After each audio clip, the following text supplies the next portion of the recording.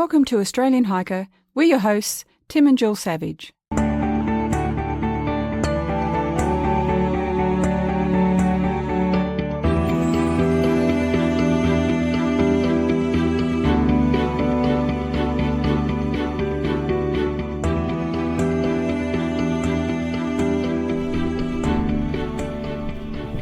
This is episode 122 of the Australian Hiker podcast, and in this week's episode we continue our journey on the human Hovell track, and we will be covering from day 4 through to day 11.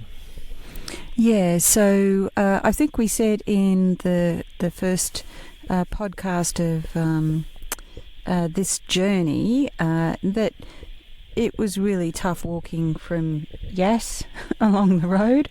Well, let me tell you, we've discovered some even more difficult places to walk. So you'll get a taste of that as we go through the day-by-day account of where we've been and what we were doing. Okay, we hope you enjoy. Good morning. It's 5 to 7 on day 4 of our human Hovell track hike. We're just sitting here in our accommodation at Reflections Holiday Park on Burrinjuck Dam. We've been up, we're pretty much packed now. We're just charging the last couple of pieces of electronics, and then we're ready to go. Our boat leaves at 8 o'clock this morning, and we're probably only around about a 5-minute walk from where we've got to go to pick up the boat. So we'll leave here just under about 45-50 minutes just to go down and catch the boat. We were supposed to be having a third hiker join us today, and apparently they started the day after us, and we're trying to do Burrinjuck in 2 days, which is quite doable. For some reason it looks like they're not going to make it, but we'll find out when the boat gets here. They might actually meet us down at the boat this morning. Good sleep last night in a bed, and after having a hot shower, it's always welcome.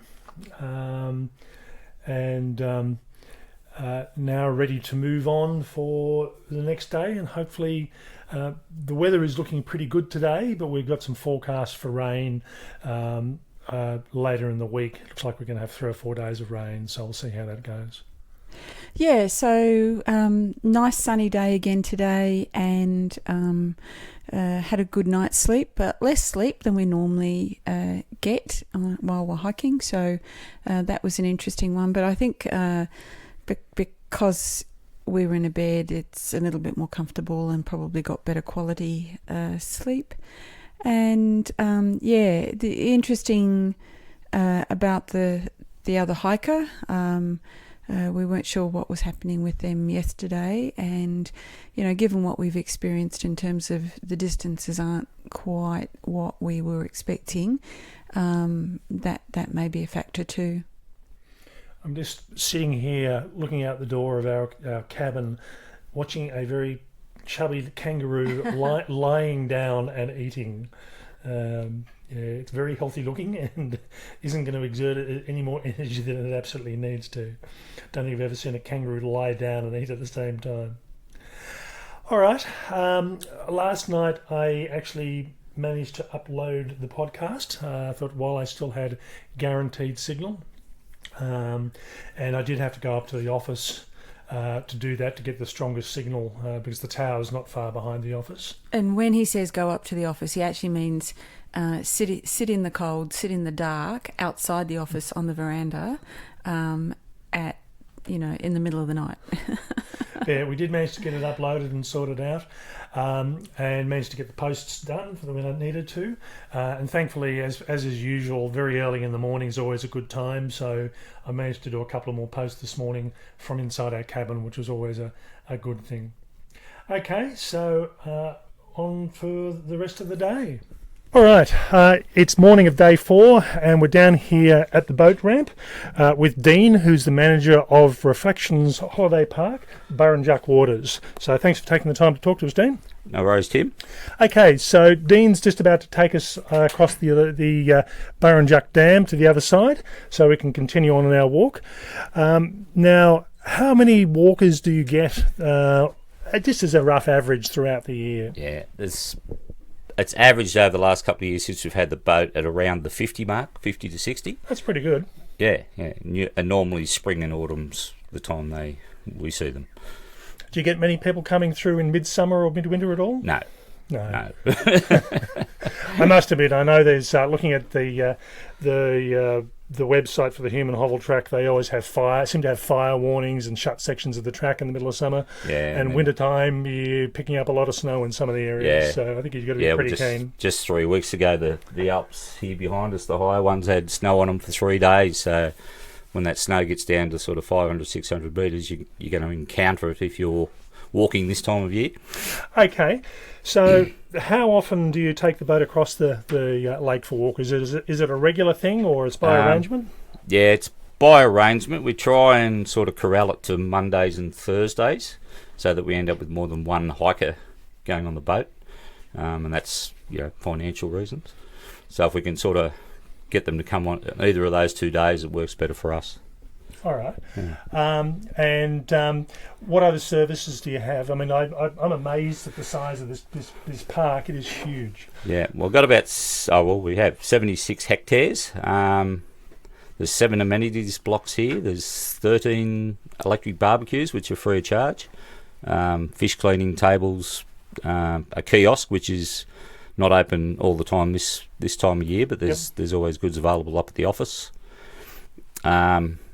There's 150 unpowered campsites, 38 powered sites, 35 cabins, and then we've got a lot of annual site or holiday van owners here as well. There's 84 of those. Okay, yeah, we stayed in one of the ensuite cabins last night. It was pretty good. It was nice to have a shower, not have to go outside to go to the toilet during the middle of the night. So a lot of hikers do that. We're generally day 2 if you start in Yass. Yep. And a lot of people grab that last bit of comfort before they hit the longer haul. All right. And what bit of advice would you give to people looking at doing the Human Hovell track? You've seen people coming through that they maybe should or shouldn't have done. Yeah, we've had, some guys. We've seen a few. They walk all the way from Yass to here in one day, which is 55, 56 k's. That's a big walk. And they generally say, "Well, I'm going to do the track in 14, 15 days." Then we had a whole generation of ladies come through, and the oldest one was going to have a 70th birthday, I think, in Tumut. So, and they were planning on 27, 28 days. Yeah. So it varies depending on the skills. We've had them walk in here with just covered in blisters and couldn't walk and have had to lay up for a couple of days. And then we've had a guy yesterday that didn't make it this morning because his knees have bunged out on him, so he's camping for a couple of days to rest up.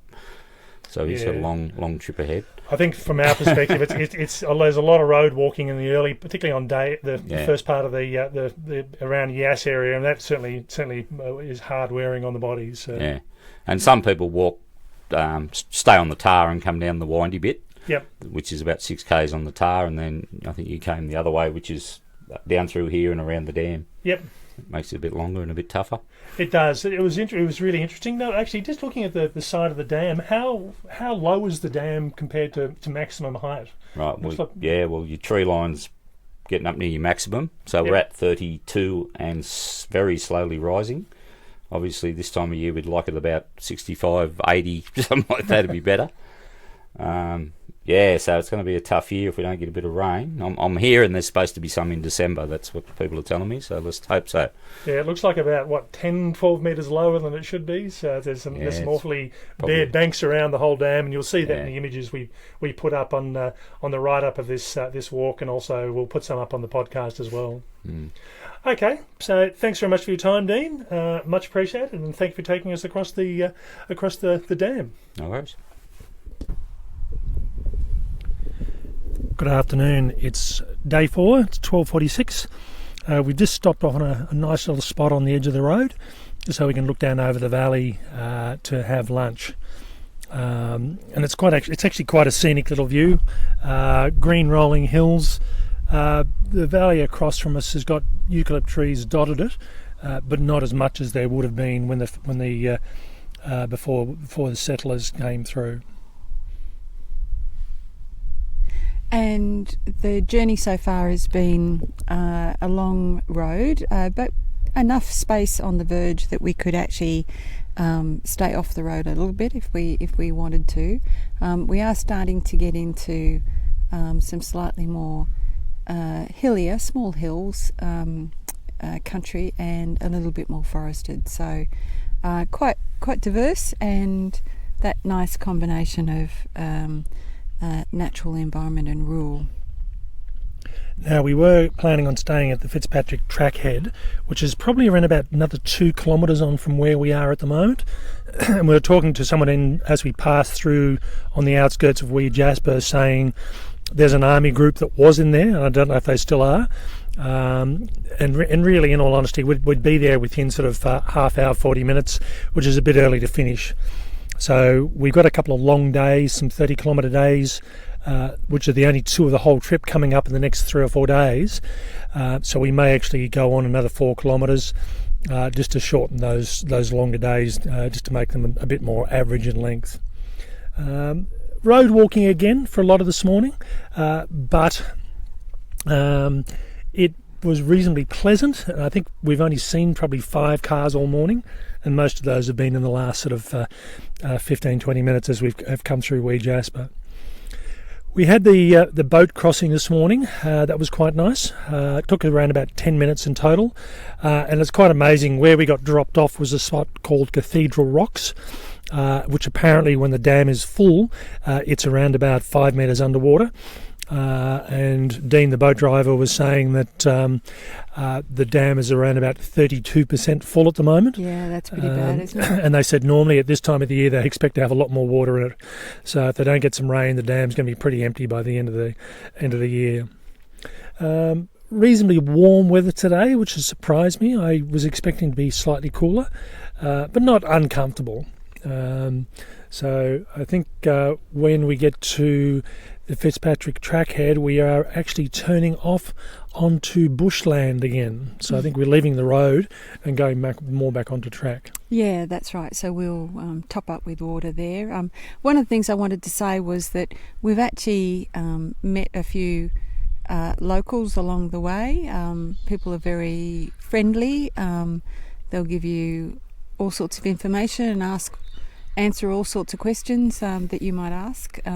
So that's kind of nice, and you do get a sense that from one part of the hike or to the next one, at least at the moment, we're getting a sense that people are getting to know what we're doing, and the Bush Telegraph is probably telling a few people we're walking through their properties and doing that kind of thing as well. So, that's kind of a nice thing to remind yourself that still exists.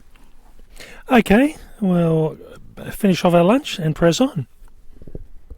Good evening. It's around about 6:45, and for us on the trail, that's probably a late finish.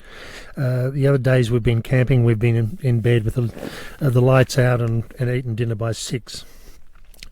So after we had lunch, we went on to Fitzgerald's Trailhead, which is one of the main campsites on the Human Hovell track. There's showers, men's and women's, there's a laundry block, there's cooking facilities. It's really a very large, very well appointed camping site. And the person that we met along the way, the local, said it looks as if the army had moved in. They actually have moved in, so it was going to be pretty busy and possibly quite noisy tonight. Yeah, so they're doing a training course there for about 40 people. So still, having said that, though, the tents were clustered in quite a small little area, so there was still a lot of space there, and there were a lot of other people there as well. So we stayed there. We actually got there around about 1:30, 2 o'clock, maybe about 1:30, and that was a bit too early for us. So we decided to press on at least as far as we possibly could. So we filled up our water bladders. We got an extra 2 litres in case we didn't have any water along the way, which is the case, and headed off. One comment I would make here is from Fitzgerald through to the next site, which is Logbridge, is around about 11.3 kilometre walk over probably some of the most difficult hiking terrain I've done in a long time. Steep, narrow trails that are crumbling at the edges with steep drop-offs, and it just follows around very steep and sharp valleys over and over again, going down, going up, before we eventually started to head up permanently. Yeah, we had 2 small bridge crossings that were out and were being rebuilt, and actually navigating the rebuilding was probably as difficult as anything. And I think that for me, the first time that the map has indicated that a section of the track is hard, it was quite accurate, partly because of the things Tim just mentioned, but also we were carrying 9 days of food from today, so we've actually stocked up. We did that at the caravan park, and that's going to take us for the next little while to eat up. So that was a lot to carry up the hill with extra water, and it's also a difficult trail. So for me, I was carrying probably just on 21 to 22 kilos all up, and that's a big load for what I normally carry. Normally I sort of like to be about 18 and a half as a maximum, and those extra few kilos make it quite a big difference, particularly on this trail going up. The only other trail or section of trail that I could compare with this is Mount Tennant in the ACT. This is a very difficult trail, and nothing I've done on the overland, on the Larapinta Trail, on the Bibbulmun track, compares to how difficult this section of trail was today. Now, I think partly that also contributed to, we actually expected to probably get around about 5 kilometres in, and we thought that, we'll find a camping site if we need to, and that was a struggle. We were so tired, we were thinking, all right, we'll stop at 3:30, then we'll stop at 4, and we ended up stopping at around about 4:15, just as we're almost at the highest point of this section of the trail, and we're on a bit of a shoulder where there's a flat area where people have very obviously camped before. So it was set up gear, have something to drink, have dinner, and get cleaned up, and then, as I said, doing the podcast before we turn the light out. Yeah, there's a lot of rocks, small rocks, a lot of small twigs and things on the site, so we had to do a bit of a clean up and make sure it was okay. It's not perfect, not absolutely flat, and we had to make a decision about whether or not we wanted to slide down or slide into each other during the night. I think we've opted for a little bit of both. I'm not sure how that's going to work out, but it's reasonably flat, but not absolutely. So today was a bit of a mixture of road walking, of trail walking, and the boat ride very first thing this morning. So much starting to become very different in what's happening each day. Tomorrow, as I said, we've got about 5.5 kilometres to go to the next campsite, and certainly that for us, that's too short a day, so we'll keep on going from there. And there's another trail, Mikalong, I think it is, that we may end up stopping at, or we may end up going past the following track. Partly the reason for doing this is originally we had around about 21 kilometres today, 25 kilometres tomorrow, 31 kilometres the day after, around about 24, and then about 31 kilometres the day after that. So by going that extra few kilometres on the shorter days, we can miss having the really long days, the over 30 kilometre days. So for me, I'm really stuffed. When I started this hike a couple of days beforehand, I was the heaviest weight I've ever been. I'm not the unfittest, but I am fairly unfit compared to what I usually am, and it's certainly showing from my perspective. Normally on these long hikes, it takes me about 3 weeks to get what I class as supreme fitness. So, I come out of a 3-week hike having exceptionally good fitness, but in this case, it's just on a 3-week trip, and then I stop. So I don't get the benefit for the last week or two like I did last year. I just thinking that I'm signed up for 19 days. I'm not going to do 3 weeks plus, just so you can get a bit of fitness. Go to the gym, Tim.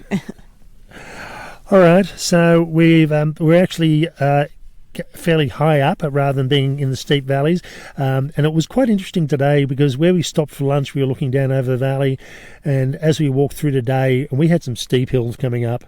God knows how these sheep actually managed to stay standing on some of these hills, but all we could see was up and up and up.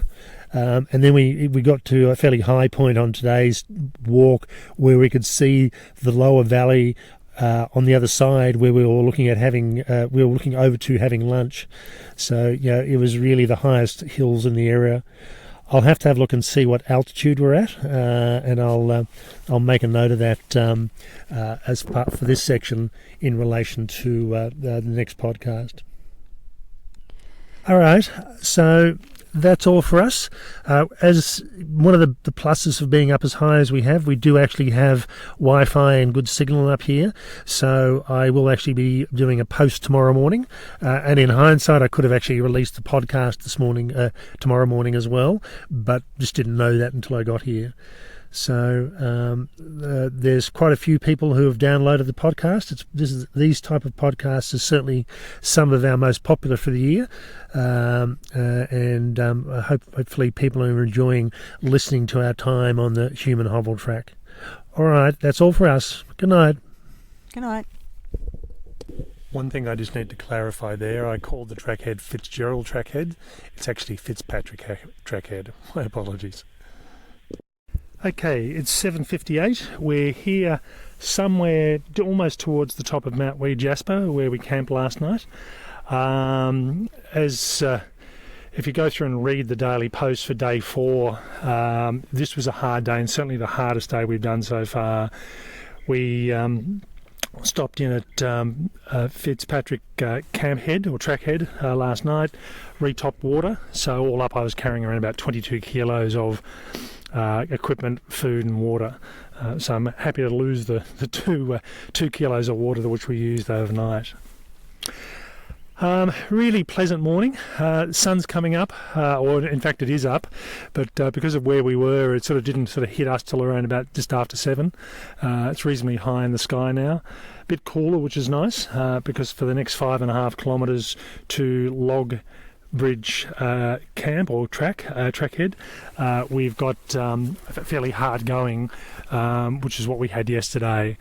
I think by the look of it we're going up over the saddle, so we don't actually go to the summit of Mount Wee Jasper, but certainly it's going to be hard going for a lot of the next few days. We had originally planned to do a couple of days over 30 kilometres, one around about 30.1 and the other one about 31 kilometres. Where we can, we're pushing a bit harder on some of the shorter days, just seeing if we can make the longest days around 25, 26. Yeah, the challenge of that means that we've got to collect some water, and we're carrying a little bit of extra weight because of the water if we're going to camp between sites. So making the shorter days slightly longer is a good idea, but there's also a downside to that as well. Had a reasonably good night's sleep last night. It was warm. It was warm, actually, and then there was no moisture on the tent at all, apart from underneath the ground sheet. So we've just got the ground sheet sitting face up or upside down at the moment, just drying off, and it's drying off reasonably quickly by the look of it. Yeah, and it's still quite warm. We're a little bit rugged up, but as soon as we get moving, we'll start shedding gear. It's a stunning environment. It is really wilderness, and still quite amazed at how Human Hovell came up here. I don't know if they brought the bullock dray up here, because we struggled to get up here without a bullock dray. There is this moment in the journey between the two where they go their separate ways for a moment. They have a bit of a disagreement about navigation, and we had a bit of a chuckle yesterday, thinking that this is probably the route that Hovell took. He was used to sailing on the seas and perhaps wasn't as familiar with the Australian landscape as Hume. So we're all packed up pretty much. Just got to put the ground sheet away and put our puffy jackets away before we start walking. And then we're off for some very hard walking over the next for the rest of the day, and then we'll top up some water once we get into Logbridge campsite. Talk to you later.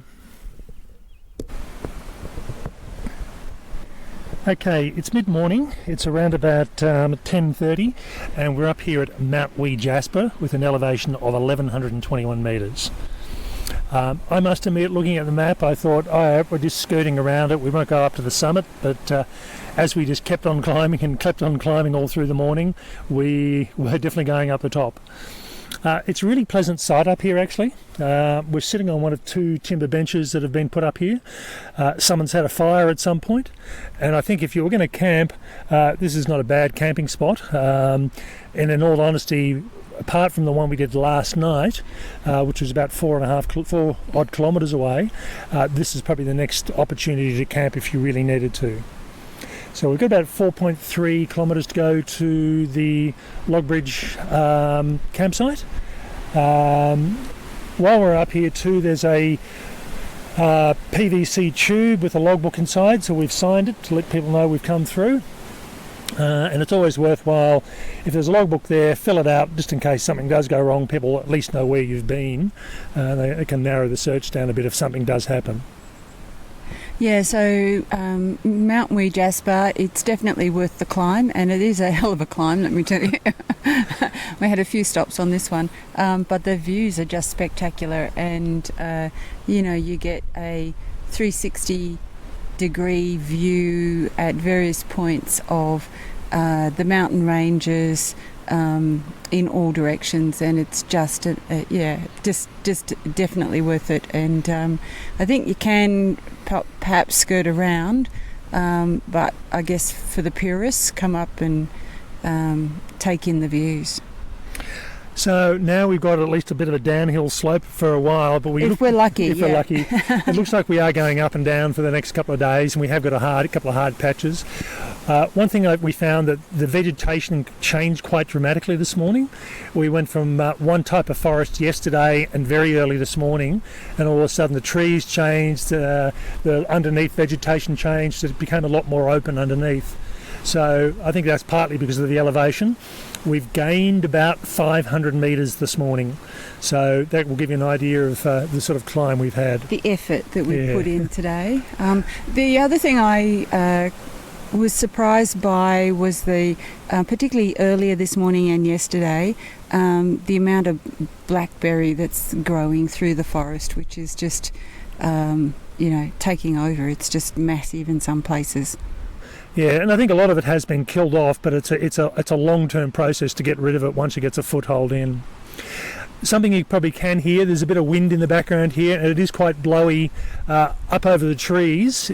Every so often it comes through at our level, but certainly once we've finished here, we'll head back down out of the wind and on to the next campsite.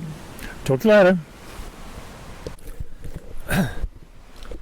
Okay, it's around about 1:20 on day 5, and we're here at Logbridge campsite, having come down off Mount Wee Jasper. Very hard morning this morning, lots of ups, lots of downs, and we've still got 13.1 kilometres to go. So we are staying at Mikalong campsite tonight, so that'll probably take us, if it's anything like this morning, it'll probably take us round about 3.5 hours. So it'll get us there about 4:30 approximately. It's supposed to be a bit easier, a bit on management road as well as track, so we'll see how we go. The campsite here is not too bad. Single composting toilet, no toilet paper. What's left of a hut, it's been destroyed, so there's one wall and one post. The roof's gone, and including the roof, including the hut table, there's 3 tables in here, and a couple of fire pits as well. So not a bad little site, lots of little camping spots, but you wouldn't want to fit about 20 or 30 people here. I think you'd be struggling to get enough flat area. Yeah, and to get your water you need to go down to the creek, which is just metres away, and collect up some water and filter it. So there's plenty of running water and from what we've read, it's generally running, so lots of fresh alpine water. Okay, on to Mikalong. It's 5 minutes to 8. We're here in our tent. It's at Mikalong campsite, which is where we'd actually planned on staying tonight. But given that we'd picked up about 5 kilometres extra yesterday, we were hoping to get a bit further along. I think one of the things we were discovering with this trip, there's a couple of things, I suppose. For me, I started this trip about 7 kilos heavier than I did for the Bibbulmun Track last year. And as a result, my fitness is not as good as it should have been. And this is a really hard trip, at least the sections that we've done so far. I think, certainly there was no sections anywhere on the Bibbulmun Track that were as difficult as some of the stuff we've done over the last couple of days. So we left Logbridge campsite roughly about 20 past 1. And it took us about almost 5 hours to get here. We got here about 6 o'clock, and it was starting to get dark. Didn't quite need the torch, but certainly by the time we got into campsite and put their packs down, we did. You can probably hear the noise in the background, and that's the Mikalong Creek, which flows into a river probably another 300 or 400 metres down. And we followed this river all the way in for probably about 2 or 3 kilometres before the Mikalong Creek branched off it, and that's where we're camped at, is the namesake of the creek. And there's also a Mikalong property which we passed as well. The trip this afternoon, again, it's very similar to what it has been over the last couple of days. Up, and then we get on more up, and then we get onto Management Road, then we sort of started coming down because we needed to be near a river at the bottom of the valley. Yeah, and I think, at the beginning of this trip we were complaining about road walking and being on dirt roads and so on. The Management Road today was a real relief. I mean, we could scoot along quite well, but once we got on the foot trails and we were on and off the Management Road, it was really hard work, and because of the narrowness, because of the amount of fallen trees over the trail and the need to scramble, and as we were following, we actually followed another creek along the way as well, and we were also scrambling around rocks and slippery slopes and so on. So it was actually really quite hard work, not to mention all of the blackberry that caused a few scratches along the way. This is why you should always wear long sleeves when you go hiking. It didn't protect my hands though. We came across an interesting feature, I suppose, and this is one that's played up a bit on the track notes, which is Pompey's Pillar, which is a tall pillar of rock. It's probably about 8 or 9 metres tall. And we came across it almost by accident. It was like, oh, there's the sign. And you're standing here on a track that's about 1 metre wide on a steep slope, so you can't go back. And you're thinking, well, this is really lovely. I've got a photo of it, but I'm not really going to be able to see much. And then we sort of went down the track about 30 metres or so, and then you could see the pillar properly. So going south, you tend not to notice it till you're upon it, and then you need to turn around. Coming north, you would see it quite clearly. So it really depends on knowing where it is, and that you're likely to go through and see it sometime in the morning or the afternoon of the day you happen to be going through. Throughout the day, in particular, the vegetation changed quite a lot. So it was a bit scrappy, a bit messy, a bit almost dry eucalypt forest. Then it went a bit wetter. Then it changed to more of an open eucalyptus forest. And then it's changed again this afternoon. So in that respect, it's been quite interesting. One comment I will make is the distances don't quite seem to match up. So we ended up doing approximately just on 21 kilometres today, and that was from around about 4 to 5 kilometres in from Fitzpatrick Trackhead. Whereas the distance from Fitzpatrick was supposed to be, I think, around about 20 kilometres in total, and given that we'd done the extra bit from yesterday, not quite matching up. I must admit I'm using a Garmin GPS, and I have the GPX file of the track loaded into it from the Human Hovell Track website. Overall pretty good.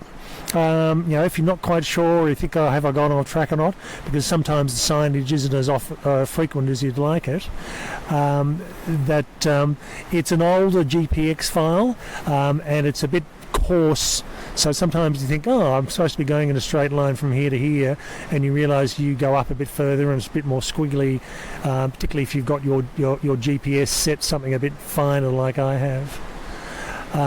But certainly it does the job. It gives you a good indication about where you're supposed to be, and if you've got any doubt, you can certainly go through and use that. Over the next couple of episodes, we'll actually be going through and talking about trail infrastructure, the map set, the GPX file in particular, the signage, and the camp furniture, including structures and shelters, fires and things. We've done that briefly throughout this episode and the previous one, but we'll talk more specifically about what you can expect on the trail. We came across our first hiker today. She was supposed to be starting, in all honesty, I think she was either going to be starting the same day or the day before we did, and for various reasons was unable to do that. So she actually started at the Fitzpatrick Trackhead. She's got a dog with her, and she's very much aware of there are some areas you can't take dogs, so a family member will be meeting her to collect the dog off her before she goes into national parks, and bring the dog back again once she's back out of the parks. So she may not do the full trip by the sound of it, and with luck we might be able to have a chat to her tomorrow for the podcast and see how she's going.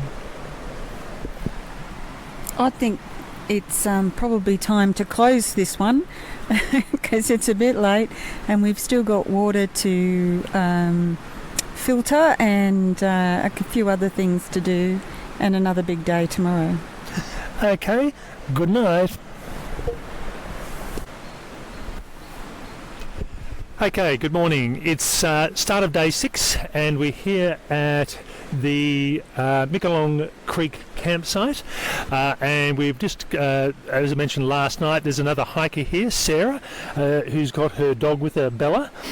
So we thought we'd have a bit of a chat to see what she's doing and how she's gone so far. So thanks for talking to us, Sarah. You're welcome. Okay, so why are you doing the Human Hovell Track and why do you have a dog with you? I'm doing the Human Hovell Track because I've wanted to do some longer distance hiking for quite a long time, and I really wanted to do some with my dog Bella, but in Australia there is hardly any long distance hiking that you can do any sections on with a dog. It's really hard to find, but there are some sections on the Human Hovell Track that we can do. Obviously we can't go through National Park or anything like that, but we're going to just do some sections, and we've got some pick up and drop off points so that we're able to do some little days together and just have a great time on trail and camping together. I must admit, in the States, hiking with dogs is a lot more common than it is here, and I think partly because in America you do have some national parks that allow dogs, but a lot of them don't. Here in Australia, national parks are a no-go zone for dogs in any state. But I think with the Human Hovell Track, because there's a lot of state forests, and I think it was you saying that state forests allow dogs all through them? Correct, yeah. Every state forest you can have dogs for hiking and camping in. So, yeah, a lot of the track has a lot of state forests, so it worked out well for us. So I think this is not a bad track. If you do want to go hiking with your dog, it's probably not a bad thing. But also, I think you were saying you're a vet as well? Correct, so yeah. Having a vet to be able to look after your dog is not a bad thing. And Sarah was saying that Bella's carrying a small pack, and she's got her own little boots as well. Yep, and we've got a first aid kit for me and a first aid kit for Bella. So. And Bella's 10 years old, you were saying? Yeah, she's just turned 10, although she's a very young 10. She doesn't act like it at all. And Sarah was saying that she lets Bella set the pace, so it's not as if she's dragging Bella along and forcing her. So Bella's sort of setting the pace, which is good. I only want it to be fun for both of us. If she's not having fun, there's no point us being out here. So we can only do what she can do, and if at any stage she doesn't seem like she's enjoying herself, then we just stop. Okay, so how have you found the track so far? You said you started at Fitzpatrick Trackhead? Correct, yeah. So you've been going for 2 days so far? Correct, yeah. So how have you found it, the hiking and the conditions and the environment? It's been harder than I expected. The first day we didn't find too bad. It was pretty steep up that Mount Wee Jasper, but it was fun. We had a good time and got to the campsite there at Logbridge campsite before it was too late, and had a good rest and everything like that. But yesterday the terrain was very, very tricky. Lots and lots of bits of trail that we had to sort of do scrambles over or under, depending on if it was me or Bella. I had a few falls. Bella got some stinging nettles on her paws before I could spot them and put her little boots on for her. So yeah, by the time we got to the campsite here, we were feeling a bit sore and sorry. And we were actually planning to hike a little bit longer than we did yesterday, but I made the decision to stop earlier because I didn't think it was going to be fun for both of us to be pushing it on and later into the day. So yeah. Yeah, so what time did you get into camp yesterday? I think it was about 4 o'clock. Yeah, that's not too bad. We got in here around about 6, and the next campsite, next designated campsite at least, is about another 7.5 kilometres. So we were also hoping to get to that campsite as well. But the way the terrain is, it's very slow going in some sections. If it was flat, easy trail, doable. But yeah, there was no way. I think it'd probably take about 2.5 hours at least to get to the next campsite. So we made the same decision as well. Okay, so you're planning on doing part of the track or all of the track, or? Little sections. So there was never going to be any way we could do the whole part from start to finish with the dog. But there are some areas where we're planning to do alternate tracks where we can. So it'd mean a lot more dirt country road walking. So doing as much as we can, but again, I don't have any fixed plans because I'm just going to wait and see how both of us go. If at any point Bella seems like she's not having fun or she gets sore or anything, then we can just stop earlier. So we're going to do as much as we can in sections as far as we can to Albury. Okay, that's a good attitude to have with dog and person, or with just people in general. So yeah. Okay, thanks very much for taking the time to talk with us, Sarah. You're welcome. Thank you. It's 7:41 here at Mikalong campsite. Jill and I are packed, breakfasted, and are all ready to go. So we're just doing one last recording before we head off. As I said yesterday, you can hear the river. Well, it's actually a creek, Mikalong Creek, in the background, but it's very large creek actually. I was going to say at home, some of our rivers are not as big as this, but anyway. And it does feed into a river further down, which is bigger and broader again. But it's funny, you sort of look at the leave no trace principles these days, and from an Australian perspective that means camping 60 metres away from water sources. Not really possible in this campsite. And in fact, even the toilet block is probably only around about 20 metres from the river itself. Pleasant night. It's cool, but I've stripped off my layer at least because I'll warm up fairly quickly when I start walking. Jill's still got her jacket on, and we're about to head off. Talk to you later. It's 9:15. We're just sitting on the banks of the Mikalong Creek after having just gone through and crossed it. We left camp this morning and around about 1 kilometre in where we were supposed to turn off onto the track itself, there was a sign saying, warning, log bridge has been destroyed, please do not try and cross, it's dangerous. And there was a detour in place. So we took the detour, and the detour was a bit confusing actually. A bit more signage would have been a bit more helpful to say yes, you are going in the right way. We needed to bring the maps out and check the GPS just to double check we were actually going the right direction. Well, I think we needed to have a little bit of a debate, Tim. Yeah. So anyway, we walked along the road, and we can actually see where the bridge had been destroyed. I mean, there's some very big trees that have come down and actually gone across the whole creek itself. And the road actually came to the creek, which required us to get wet feet. I mean, really, it was probably up to about just below knee level. Yeah, just below my knee level. I must have picked a slightly different route to you, but barefoot I found I could actually feel the rocks a little bit better and feel the depth a bit better too. Yeah, I mean, while I could see the depth, there was one point there just as I was about to exit, I almost went over because the rocks were a bit slippery. So it's wasn't something I was expecting. So I've taken wore the shoes across and taken the socks and the inserts out, but I think I'm going to have to change socks later on today once the shoes have dried out a bit. I've also had my left foot strapped or taped to prevent blistering, and I'm likely to have to re-tape that again later today when everything's dried off a bit better. So we decided to have an early morning tea before we head on.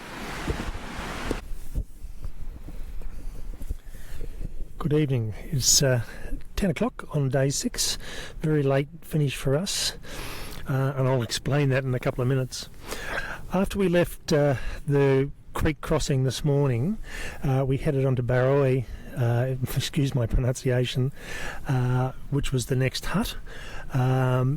Typical sort of hut, and I'll talk about those in the next couple of episodes, but basically a shelter for eating, a couple of seats, and also we had a toilet block, and when I say toilet block, a single toilet. It was one toilet. One toilet, yeah.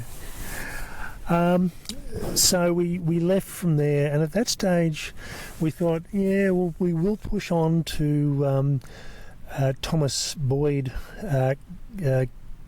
trailhead or trackhead. And that was probably a bit of a mistake on our part. We did leave at 7:40. We planned on leaving at 7:30, but by the time we actually got in here, it was 8:30 at night.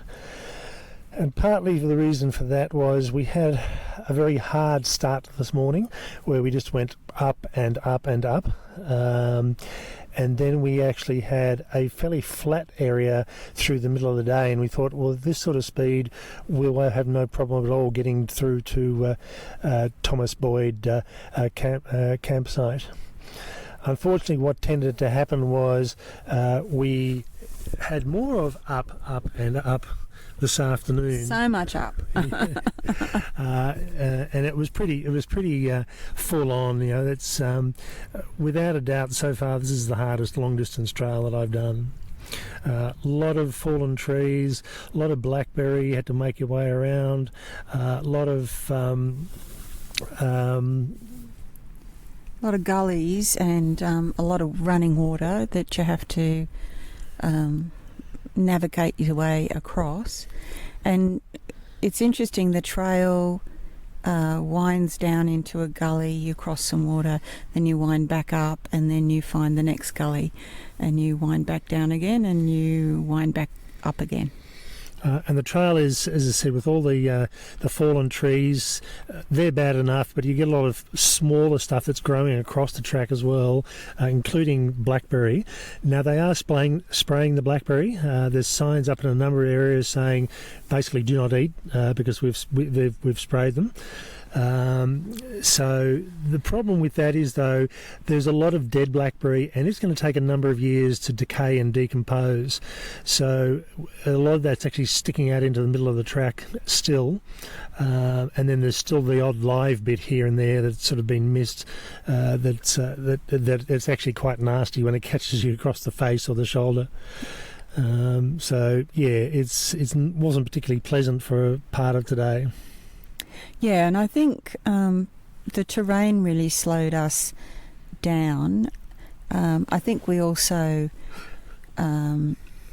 over-relied on the GPS, as funny as that sounds. Because of all of the up and down, the GPS wasn't entirely accurate in distance.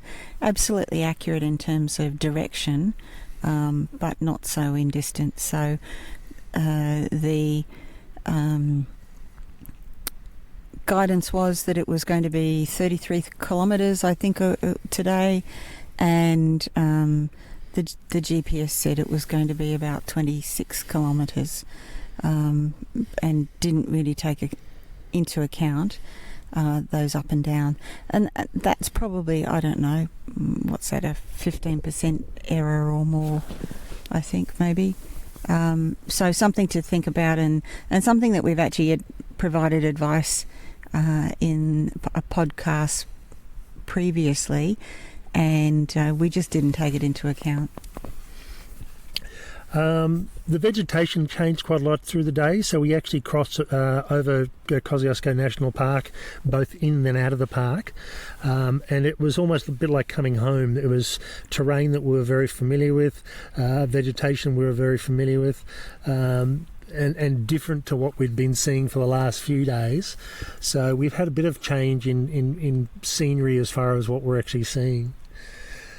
Not a lot of wildlife. We've seen a few wallabies and a couple of kangaroos over the last day. We've seen lots of wombats. We've seen a couple of wombats, one very mangy one and one very healthy looking one. But there's a lot of wombat holes, and so much so that there's wombat holes that have taken half the track away because they've dug holes, or they've dug holes on the edge of the track, so you do need to be careful. It was almost to the point that we were thinking, if we're going to have to camp, it would be really difficult avoiding the sheer number of wombat holes that are around. Still a lot of bird life, and again, that's been the big mainstay of this hike. If you're into birds, you get lots of stuff, and I'm going to have to. My bird knowledge is limited to the obvious stuff, so I'm going to have to go through and have a look at home in some of the bird identification books that I've got, just to identify some of the things that I know what they look like, but I just can't tell you what they are. Well, the one I know really well is the rosella, and they're just stunning. The colours, you spot them a mile away. The colours are bright, and yeah. Okay, so as I said, it's just after 10 o'clock now, so it's definitely time for bed for us. It was the longest day, and probably the longest day of this whole trip. So we're going to look through and see when our next couple of days are, and we might do a bit of variation, might shorten some of the longer days and increase the length of some of the shorter days. But we'll have a look at that in the morning. Okay, good night. Oh, good night. Good morning, it's Tim and Jill. We're here on day 7 at the Thomas Boyd trackhead. We've pretty much packed and ready to go, and by the time we leave camp it'll be about 20 past 8, which is for us a late start for the day. But given how hard and arduous yesterday's walk was, we decided to let matters take its course and have a bit of a sleep in, and for me that means 5 o'clock, and I sort of annoyed Jill for another hour, tapping away on my iPad, doing some social media catch-up, at least writing it, because I don't have any phone signal at the moment. It's quite a nice sunny day, which surprises me because the forecast is that for an 80% chance of rain. So we've got the rain gear ready to go should that occur. But it's looking like a lovely day at the moment. Bit of light cloud cover, but nice and sunny. Lots of birds out again. Yeah, it is a nice day, so fingers crossed, and hopefully we'll have a good day weather-wise. We didn't talk about this yesterday. We were a little bit too tired when we got into the tent to do the final recording, but yesterday we went through some really interesting territory. We passed the place that historians are pretty confident was the point at which the human Hovell expedition turned their dray into a boat, and one that didn't sink, which is always a good thing. We saw a number of other things along the way, and we're pretty much now following their trail quite closely, at least for the next little while. The Thomas Boyd trackhead is named after Thomas Boyd, who was a convict who was loaned, I'm not quite sure what that means, but loaned to Hovell for this expedition. And apparently he presented himself very well, and he established himself as being a useful person to have around, and he was rewarded for that. And he ended up in the Tumut area, I think, ferrying new settlers into the area and making a little bit of money that way before heading to the south coast of New South Wales. He did become quite wealthy, but lost all his money and died a penniless man. Which is often the case. So this morning we've sort of made a decision. We had planned on camping at this camp head last night, and today we are due to be camping at Blowering Dam, which is around about 26 kilometres, but we're going to take it as a bit of a suck it and see sort of mentality. We will camp there if we get there. There is potential areas for camping around about 5 to 6 k's out from that, so I think after arriving in here at 8 o'clock last night and walking with torches for 2 hours, we'll take it as it goes, and if we end up stopping early, we'll stop early, but don't really feel like walking past sort of 6-ish at the very latest, preferably earlier. And also given the forecast as far as from the maps are concerned for some hard hikes, and I'm looking at some of these hills that we've just come down and have to go up. Yeah, they're not easy, and it really does slow your average walking pace down. So, okay, onwards for the day. Good evening. It's 8 o'clock. We're here in our tent at the Blowering campsite. We got in just before 6 o'clock this evening after spending half a day walking through the rain. So we got to set up our tent, and luckily we had a slight gap in the rain to set it up without having to worry about being fiddly and being creative in how to actually set it up and keep it dry. This morning we left camp at around about just after 8 o'clock, and we came across one of the suspension bridges, which I would only be described as scary. If you don't like heights, I think it's going to be one of these ones where you're going to have to close your eyes to actually get across it. I took some pictures of Jill going across, and the bridge sort of sunk down a bit. I went across and it dipped quite away. Yeah, it certainly did. I've got a video of it, and it was swaying a bit and dipping. It was a great construction, but yeah, just a little bit scary. Particularly when there's no solid boards on it, so you're walking on metal bars and wire, and it's like, oh, this is not good. And I don't have a fear of heights, but I'm thinking all I could imagine was I'm going to fall into the river or fall onto the rocks below. We went on from there and ended up getting through to a series of hills, and not quite as steep as they had been, but still enough to sort of wear us out a bit. Had lunch up towards the top before heading back down again. And as we got back out of the forest area, we had this stile that crossed the fence, and there was a series of posts all the way up to the top for about 750, 800 metres, and it was just a constant up. One of the things that we found today, and we've also found previously, is because it's magpie breeding season, we had a magpie swooping us from around about 100 metres away, and it had come through. You'd put your hiking pole above your head, it would veer off, go back to its tree, take a few minutes breath, and then come back at us again all the way up the hill. I think that's the third occasion now we've been swooped by magpies, so they definitely are very conscientious. After lunch it did start pouring with rain, as I said, so we were walking in rain and the temperatures dropped quite a bit, so it certainly wasn't freezing, but it was, we were both pretty cold and glad to have actually had a warm dinner and be in bed. Once we actually got out of the rural area, we then actually had a bit of road walking, and in fact we probably had around about 8 kilometres of road walking down the Snowy River highway, and then the turn off to I think it was the East Blowering Road from memory, which took us pretty much through to the dam itself. We got really excited when we got towards the dam wall. We could see this lovely, big, wonderful park with lots of picnic areas and toilet blocks. And we thought, okay, yep, that's it.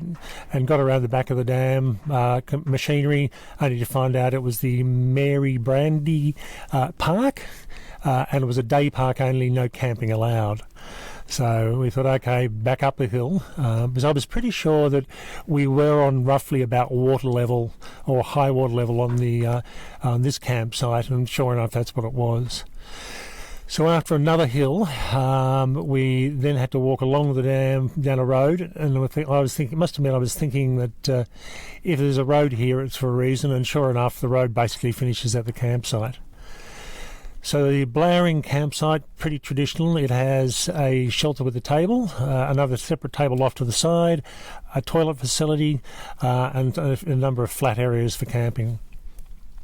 I've made this comment before, but because this walk was constructed in the late 80s, early 90s, it's really interesting to see the toilet probably only around about, I'd say, 5 or 6 metres away from the high water mark. And these days that wouldn't happen. You know, you'd have the toilet 20, 30, 40, 50 metres away as far as you possibly could. Well, probably almost is that because it's nowhere near the high water mark. No, it's right. So the dam water level is probably down about 25 to 30 metres. There's no way that it's close. But I'm thinking if this toilet decided to overflow, the only way it can overflow is into the dam.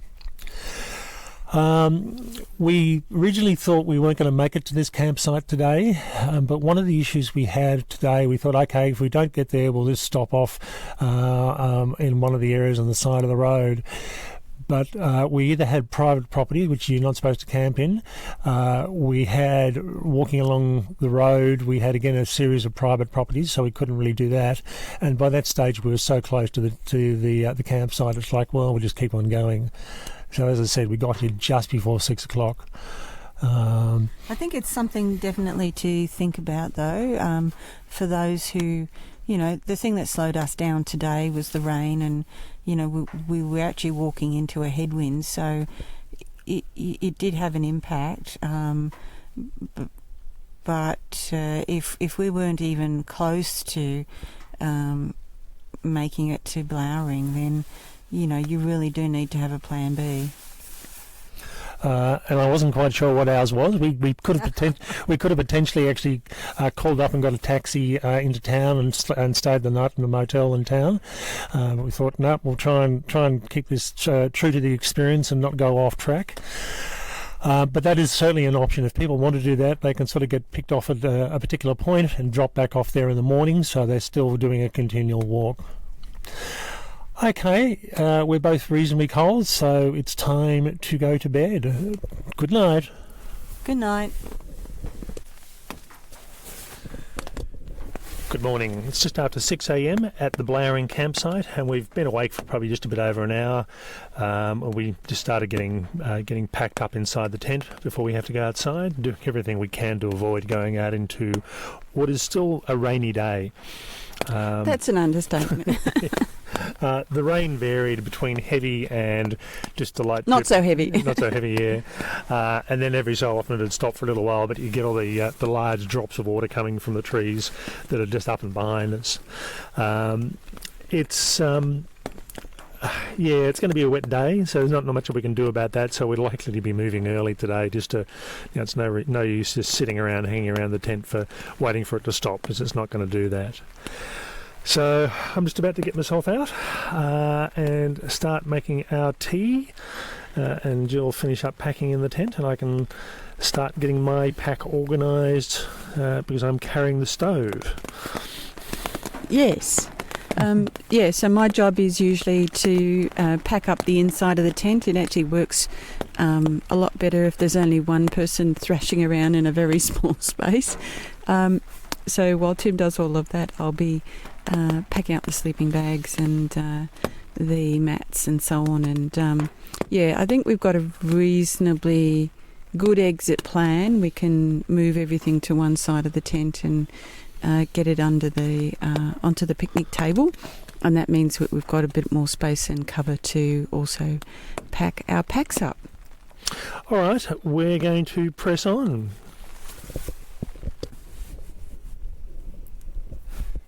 It's 7 o'clock. We're in our tent at Windy Point on Blowering Dam. We stopped short of our expected campsite by about 8.5 kilometres, but really between the rain and I'm actually struggling a bit fitness-wise at the moment, so we are never going to make it. So this was a good stop-off point. I certainly find that that when I'm losing weight, my body seems to fight with me for energy requirements, and at the moment it's winning, but that will change over the next week or so. But it does sort of slow me down, and I have been struggling, and Jill's been helping me along, so grateful for that.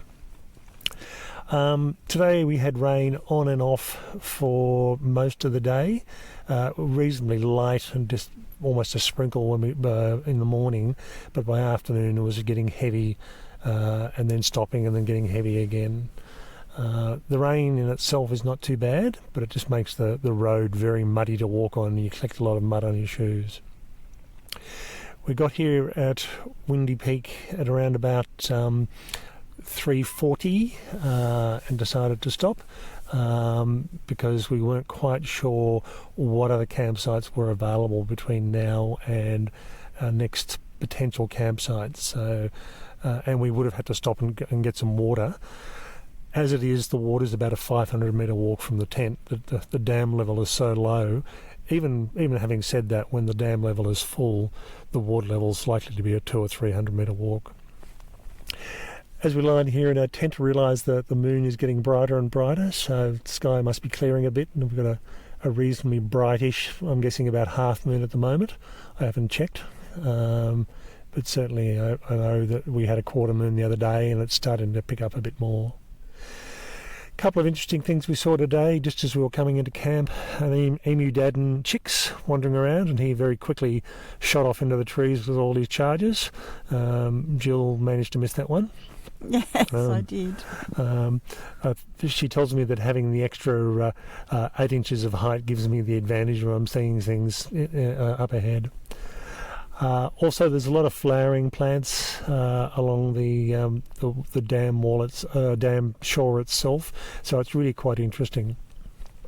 Yeah, I loved looking at the banks of Hardenberger in flower, purple flower, just stunning and beautiful, and the acacias are flowering, and I think the leptospermum and the tea trees are about to. What's also interesting is the acacia and the leptospermum on this walk create a little bit of an arbour, so you're often walking through the middle of them, and it's quite a pleasant scene, and goes on for quite some distance. And so we did that for a little while, meandering around the dam, and then we came into the pine forest, and likewise very lush and green, and I guess quite unexpected, but probably expected given the rain that they've had. Okay, as late as it is, it's 7 o'clock, it's time for bed, and hopefully we'll have less rain tomorrow, but I think the forecast is we'll get at least some showers. Bye for now. Good night. Good morning, it's 7 o'clock. We're here at Windy Peak campsite. We're just sitting in our tent, just getting ourselves sorted out. We just had breakfast and we're about to pack up and head off. And yet again the birds are in the background playing their part. Had a reasonably good night's sleep last night. Apart from just after we'd gone to bed last night after doing our recording, we had a four-wheel drive, and there go the kookaburras. Just after we went to bed last night, we had a car driving around the campsite in all directions, stop and pull up outside our tent site, turn the lights off and then drive off. which is not always the thing you want when you're in a remote area. Shortly after that, we heard a gunshot, so we realised they were out hunting. But again, not the sort of thing you want when you're in a tent in the middle of a remote area. Good night's sleep. The rain sort of dissipated through most of the night. I think there was a couple of small showers. We've woken up this morning and it looks like it's going to be reasonably clear today. But there is a fair amount of overcast, and the forecast is actually for 80% chance of rain, so we'll see what happens. Went to the toilet this morning and got swooped by a couple of birds who've decided to build a nest inside the toilet. So didn't really see them yesterday, but obviously they decided we weren't a threat yesterday afternoon, but were today for some reason. It was looking forward to today, feeling a bit better than I was yesterday. Yeah, that's good. You seem a little bit chirpier than you were at the end of the day and at certain points during the day, so that's a good thing. What might be interesting for people is that today we're travelling in the area that the human Hovell expedition was on the 3rd and 4th of November in 1824, and there's some interesting notes in their journal about what they saw, things like the Tumut River, which was about 150 feet wide with a strong current, and references to their sense that it must be a river that floods at times and would be, about 4 metres plus, 4 to 5 metres plus above what its current level is, and there was evidence of that even back then. Another interesting note in their diary relates to a place where they saw tea tree growing on the sides of the river. I mentioned that. Fish in the stream, and the quote is, which refused to bait, which I think is quite quaint. And they thought that the fish was a codfish of the kind that it was in the Lachlan and Murrumbidgee rivers that they were familiar with. And it goes on to say that they summited a mountain. Not quite sure which mountain that was, but we might find out. But weren't able to get across the range. They ended up summiting a mountain that was reasonably isolated, so they had a pretty tough climb up and then had a tough climb down. Other quaint references, things like the natives appeared to be numerous. In the course of the day, their fires were seen in different directions, and their huts or camps, constructed in the same manner as those in the part of the country in which they inhabit, have been frequently met. They've hailed the Aborigines several times, although they replied they couldn't be induced to approach, which probably was pretty wise in retrospect. Okay, so today, last night, as I said, we camped at Windy Point, which was earlier than we'd actually planned. We were actually planning on staying at Yellowin Forest Park campsite, and that was about a further 9 kilometres or 10 kilometres on from where we are. Today we actually had planned a 14-kilometre day, which is a fairly short day. So potentially we might actually get back on track by doing a 24-kilometre day. However, we have a 300-metre incline up some fairly steep hills, and depending on how long that takes and how it delays us, we may stop a bit short, but we'll be reasonably close to being back on track again by the end of the day. Okay, talk to you later.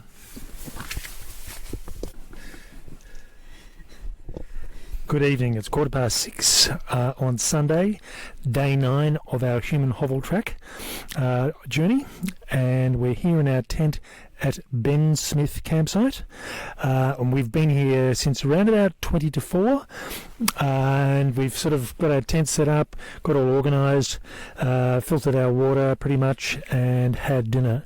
So we're just coming into bed just to do a bit of catch up on social media, because we do have signal here, before going to sleep. So how was the day for you, Jill? It was a really good day. We started walking out through the pine forest along Management Road, which was, still quite pleasant.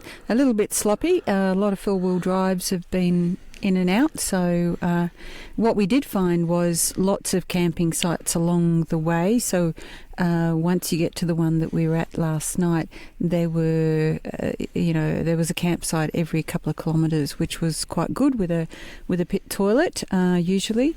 And then we turned the bend around lunchtime and did a steep climb of around 300 metres to.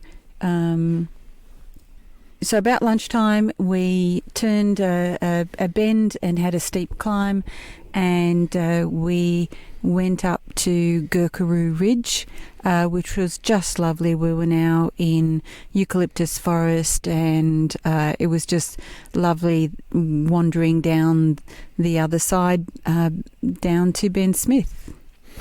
Okay, so as Jill mentioned, there were plenty of campsites available. Our original site last night was supposed to be to take us to Yellowin, but we fell about 9 kilometres short, so we ended up staying at Windy Point. Yep. The first campsite on from there was about an hour's walking. The second campsite was about 40 minutes walking, and then from there on it was almost every 20 minutes for about 4 or 5 sites until we got to Yellowin. So we could have potentially kept on going, but it's really hard to know without actually being, even though we were aware there were campsites there, we just didn't know how far apart they were. Today was reasonably flat for a good part of the day. I must admit, it's really hard walking around the dam when the dam's so low.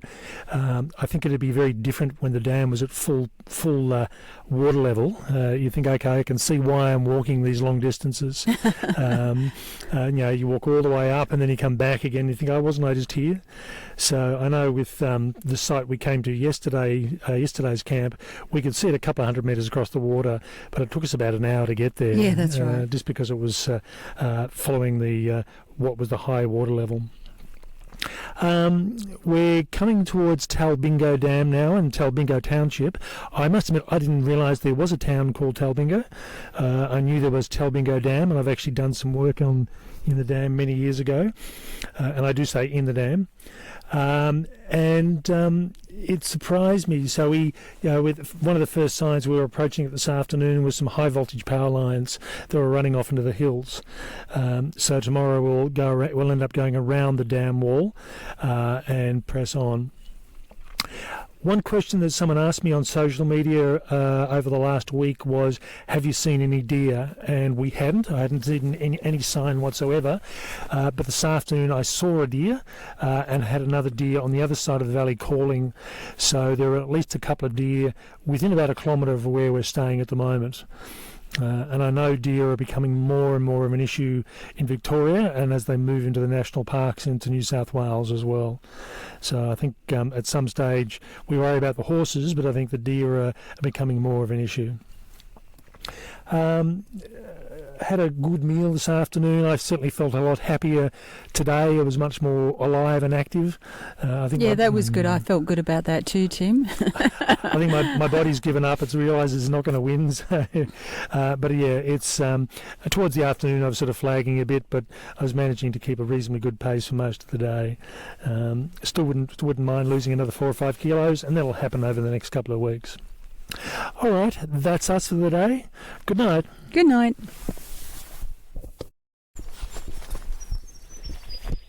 It's 7:26. We're here at Ben Smith campsite. We're pretty much packed and ready to go. So early start for once. We're a bit more organised. Mind you, I woke up in the middle of the night. The rain had which had kept on going through a lot of the night, had stopped, and it was really light. And I'm thinking, okay, it's 5 o'clock. It's time to get up. So I started my computer up and then realised it was only 11 o'clock. The sun's getting... The moon's getting brighter and brighter, so it's when it's full moon, that's going to be pretty amazing in that little light tent. Yeah, I think we're about 2-3 days. So I think it was about 70% last night. So, when it is quite open. At the moment, we're in a valley with a lot of tall trees. So, as Jill said, once we get out into the open, it'll make a big difference. Today, we're heading off to Paddy's Paddy's River campsite. Paddy's River campsite. I can never remember the names of some of these places.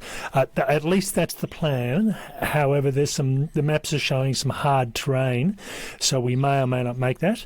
And it's a long walk as well, so it's a bit of a trek. So we'll see how we go. There are a couple of options along the way in case we need to call it a day a little bit earlier. And I think the terrain after Paddy's was a bit easier. Yeah.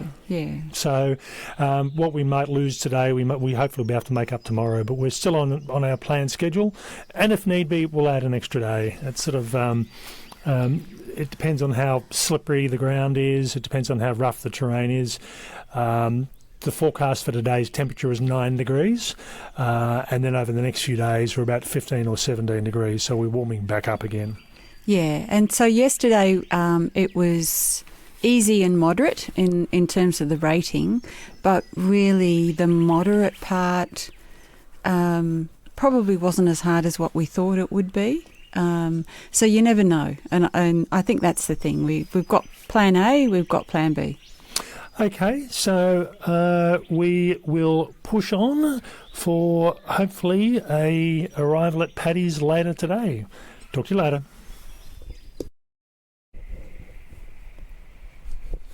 Good evening. It's 7 o'clock. We're here at Paddy's River campsite on the Human Hovell track. We've been here for around about 2 hours, and in that time we've gone through and set up our tent, grabbed a bit of water and had dinner, and we're now in bed just doing the last bit of social media before we go to bed. Today was quite an interesting day. It was a bit of a day of two halves, I suppose.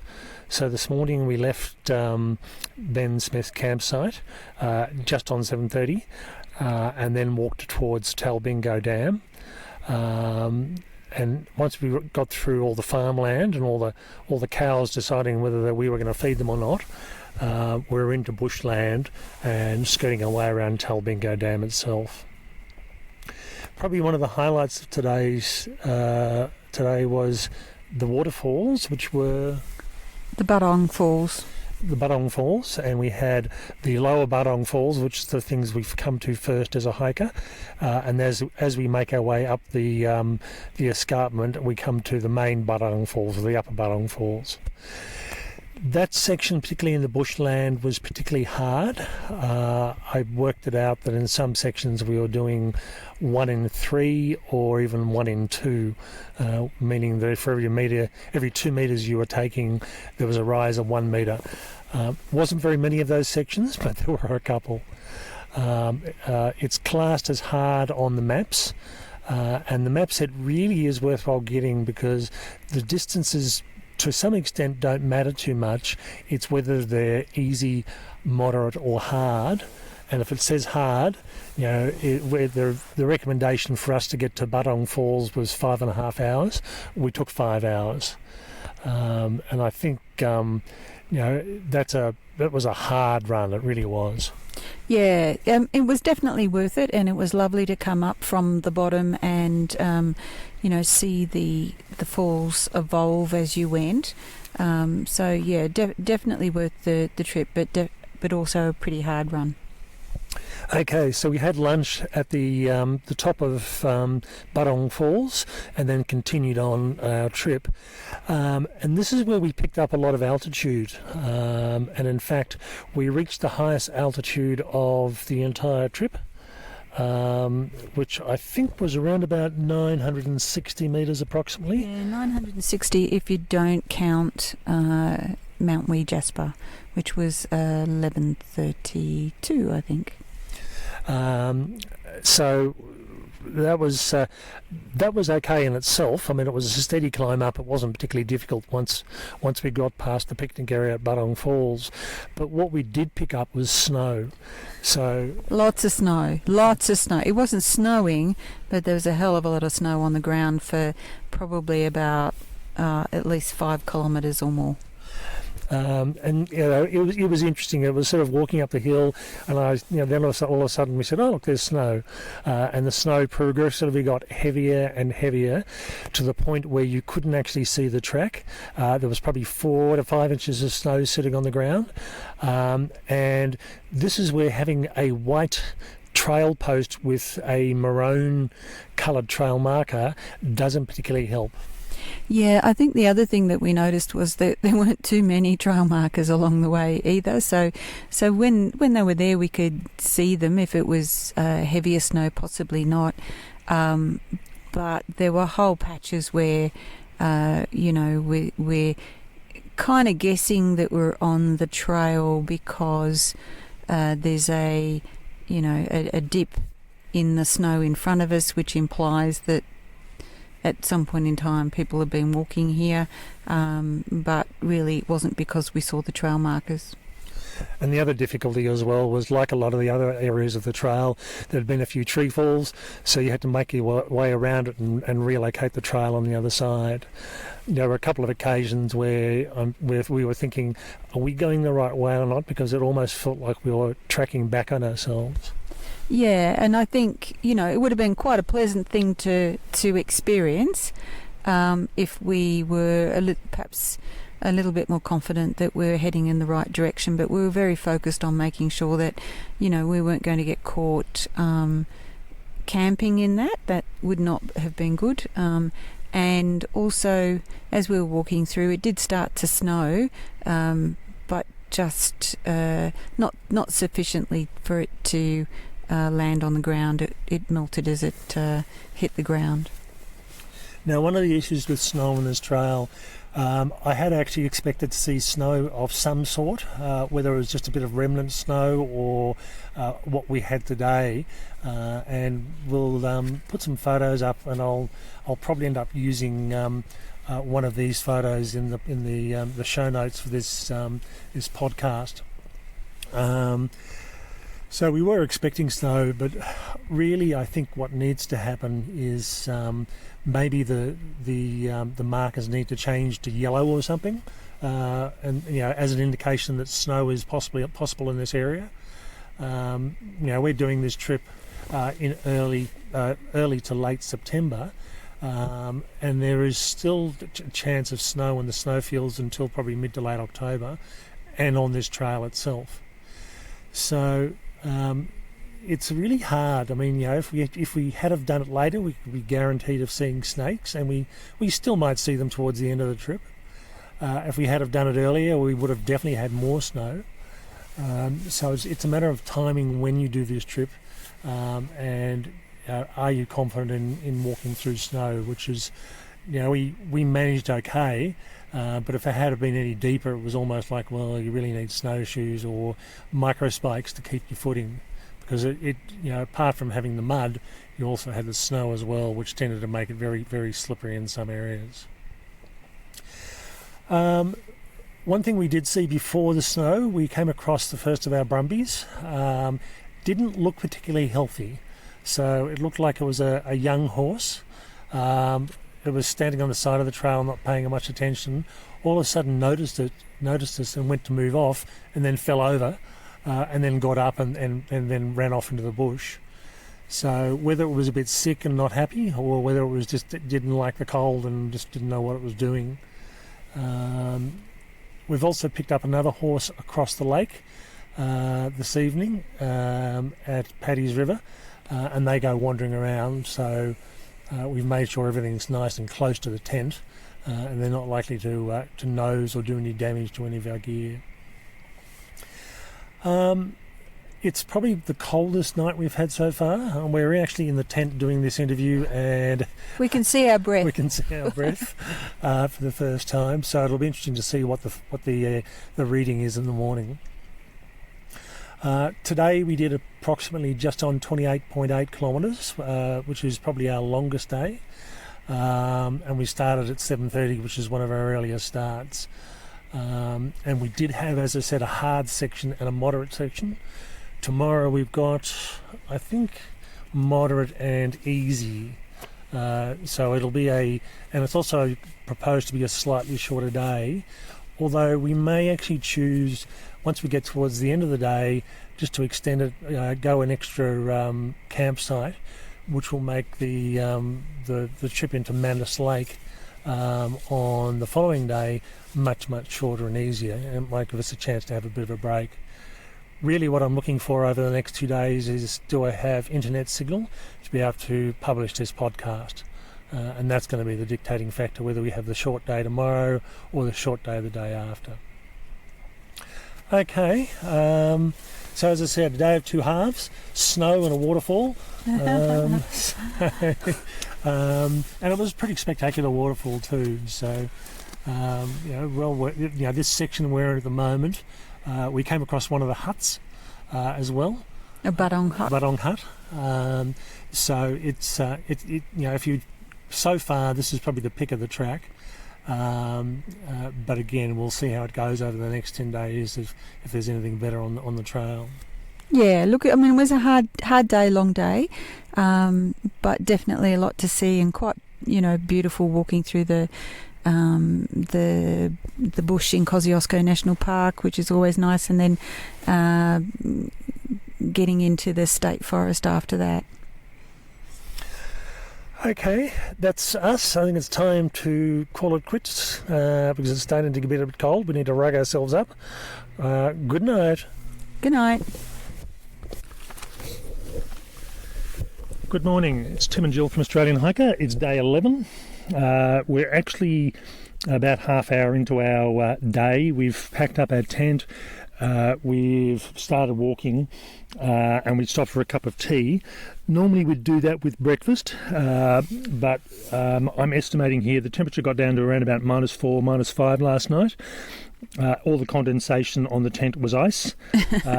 My shoes, when I got up to go to the toilet in the middle of the night, I had to crack them. They were a bit solid from the moisture in them. And it was a cold night. And where we camped, we had come out of the snow from the high point of the track, and there wasn't any evidence of snow when we arrived. And when we got up this morning, lots of patches of snow. So it was definitely a cool night, and we certainly felt it. I was wearing almost everything that I had carried with me, not quite, but if I could have gotten inside the backpack, I would have done that too. We had a good day yesterday, good night overall. The snow, as I said, was quite an interesting sort of thing. It sort of probably need a few more trail markers, and they probably need to be yellow, a bit like they do with the roadside markers. When you get into the snow country, they change them to yellow from white because they stand out a bit more.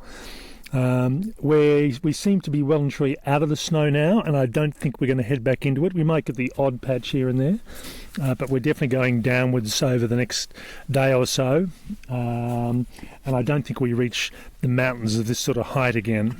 But certainly we did certainly pick it up yesterday. Yeah, look, it's a really nice thing about walking through the snow. The snow landscape is just gorgeous, and the trees were beautiful.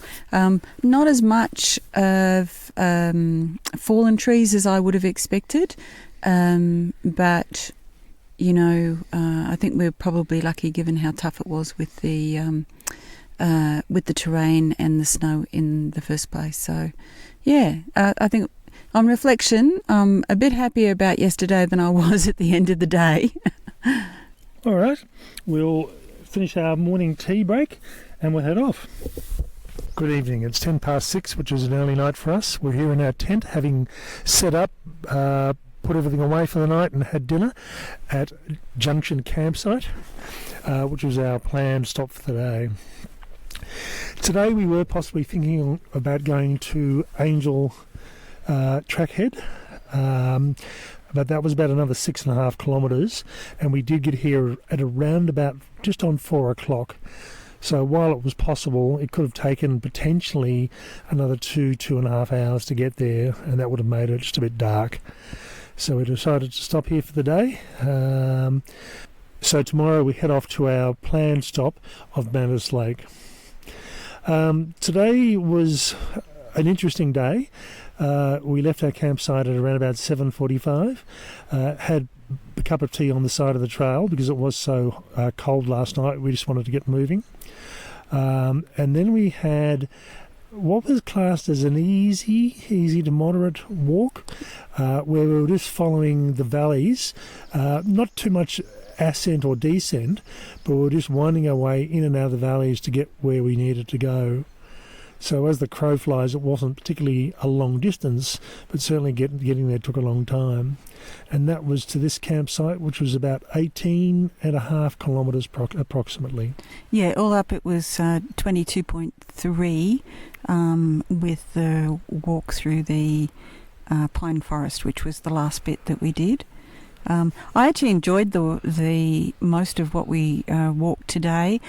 Tree ferns and small waterfalls, and it was quite pretty. It did get a little bit monotonous because we just kept going in and out of the range of I guess the gorges that were there. We had a couple of tree falls along today, which is pretty usual for this sort of track, or for most tracks really coming out of wintertime. But we had one tree fall which was along the length of the track, and we either could go up or down. We chose to go down, but that took us probably around about 10 minutes to get around. Just a bit awkward, and there was no way we could go through what was there. No, that was pretty mammoth. That was a pretty significant tree fall, and one that would have slowed everybody down, I would imagine. Still, bird life is the main things today, although we did see probably about 7 or 8 horses, plus a dead horse. And that wasn't pretty. No, and it was right by the trail, so you could smell it and think, what's that? And I was like, oh, okay, yep, that's what the problem is. A dead cat. We saw a dead cat. Saw a dead cat as well. It was a big cat. And I think the things like foxes and the carnivores have been baited with 1080, and they do warn you going onto properties and going into areas saying 1080 bait is down. So any carnivore tends to go for that sort of bait, and it will tend to knock them off pretty quickly. It was a bit disappointing to see, or not see, I should say, the remnants of Hassel's Mill, which is about 3.5-4 kilometres away from the campsite, which was used to send timber down the creeks and down the rivers. And the reason we couldn't see it was that it was just overgrown with blackberry, and I think that's a bit of a theme that we're seeing on this trail. It's an obviously introduced invasive plant, and it really has invaded. I mean, in all fairness, both the state governments and the local councils are doing a good job of trying to control it, but it's a well and truly out of control problem, and through a lot of this track, and even where large sections of it have been killed off, it's going to take a couple of years for the dead canes to rot away and be out of the way. But this section, certainly in the last couple of days, we've had much less of it, and it's been really attractive. So certainly the last probably 2.5 days has been really excellent as far as what we're actually seeing. Yeah, and today was a beautiful day, absolutely cloudless sky, a little bit on the cool side for most of the day, but it didn't really matter because it was just such a beautiful day, which is a nice contrast to the other days that we've had that have been pretty windy or rainy or snowy. Okay, that's us for tonight. Bye for now. Bye.